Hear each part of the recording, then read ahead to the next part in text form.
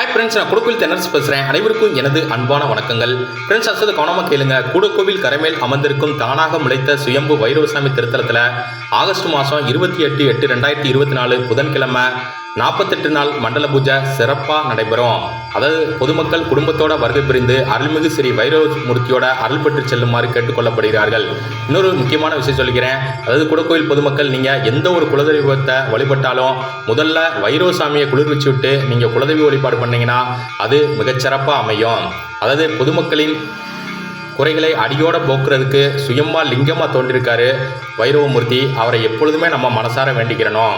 அதாவது நீங்கள் வைரவமூர்த்திக்கு நிறைய வேண்டுதல் போட்டுக்கலாம்.